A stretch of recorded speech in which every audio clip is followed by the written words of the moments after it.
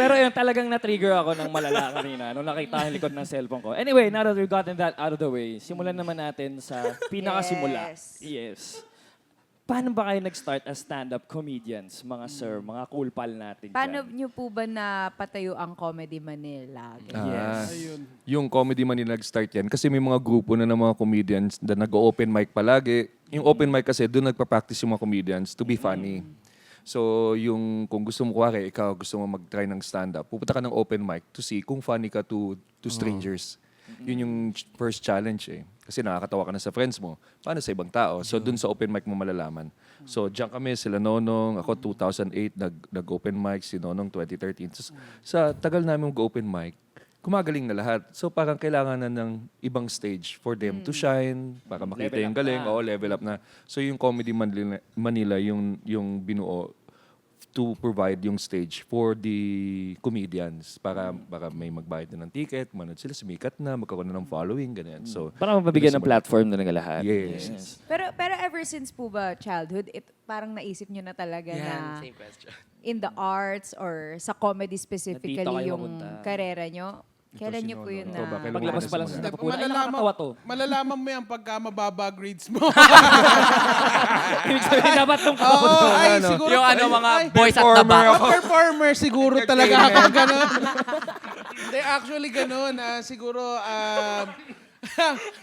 sige, nung mga panahon na yon, di man ako bumabagsak, pero siguro mas active ako sa mga extracurricular activities. Ay, totoo yun. Mga Nagsasayaw kasi to eh. balagtasan, Yes. sumasayaw. Wow. Baka gusto nyo ng, hindi. Suka dance. Hindi, baka ganun. Siguro, mas nakita ko lang nung bata ako na mas nag-shine ako sa mga, kunyari, mga acting club, mga ganyan, o mga dance club, yung mga teatro, ganyan.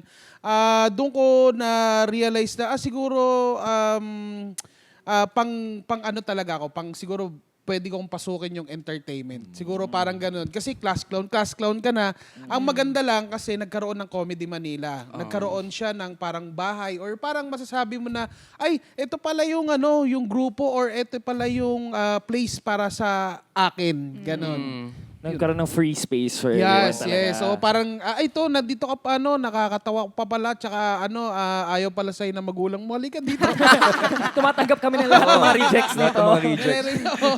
Hindi, pero mahirap yun kasi pag komedyante ka sa circle of friends mo, para maiisip mo nakakatawa ka na, pero yung comedy, pag naging profession siya, hindi siya madali. Like, mga Super subjective naman kasi talaga. Pag nangangatog ka, baka natatawa ba sila? Tawa ka mamaya, hindi, ayoko niya na. So, paano nyo po, saan kayo kumuha ng lakas ng loob or na-realize ninyo na pwede ko na siyang gawin as profession? Yeah. Yung pag narinig mo na yung unang tawa, tas meron siyang addictive feeling. The drug. Yung natural na parang, oy, sarap ng feeling makarinig ng tao. So mag-work ka, mag-practice ka, magsusulat ka to get the laughs every time. Tapos pag nakuha mo na yung tao palagi, saya ng feeling. Tapos yun na, lalabanan mo lang yung feeling ng takot kasi masakit talaga yung hindi tawanan. Totoo. Kasi mag-isa lang kami sa stage eh.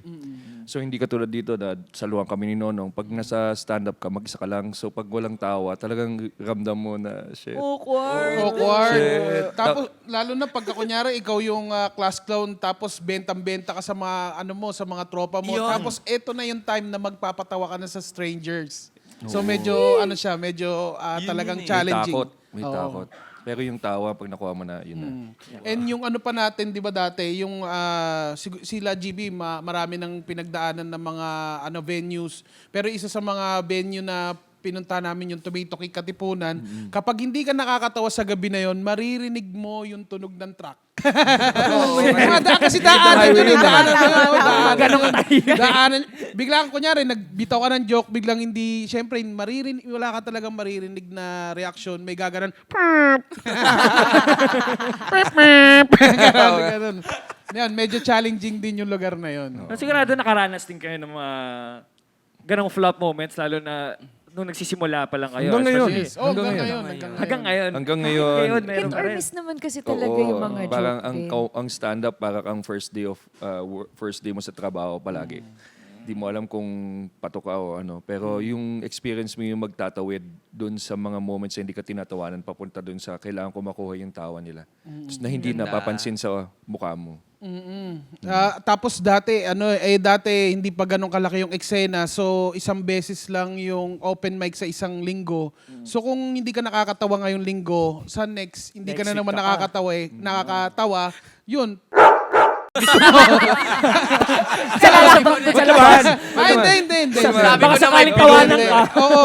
Hindi kasi ang tagal ng antay. So talagang makabawi, bago ka matagal makabawi. And yun talaga yung magiging mo din, parang pampagana na makabawi ka. Kasi ang hirap Kumbaga parang doon mo rin marirealize na at matatanong din sa sarili mo kung para sa iyo ba talaga yung eksena.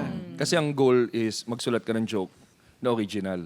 Hindi ka pwedeng kumuha na sa joke sa internet, ganyan, sa ibang Yeah. comedian. So yun yung mahirap sa process ng pagsulat sa pag-perform.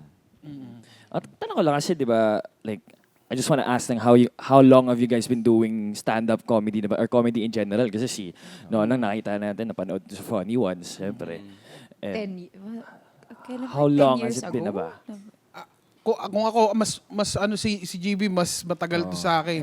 2013 Ilan taon ka na ba? sinong Oo, tapos siya. Ako 2008 nag-start. So 17 years. 4 years old pa lang ako nun. Ha? Talaga. Sige, makakauwi Grabe, ka na. Naka-trigger ka, Mark! Naka-trigger ka, Mark! Kami na nga ulit yung Ghostwriter na card. Gusto niya ipamukha ko. Alam mo, pumintig yung mga joints namin. 4 years old, wow. Feeling Four ko, episode. dumidede pa lang ako sa nanay ko sa bingguhan.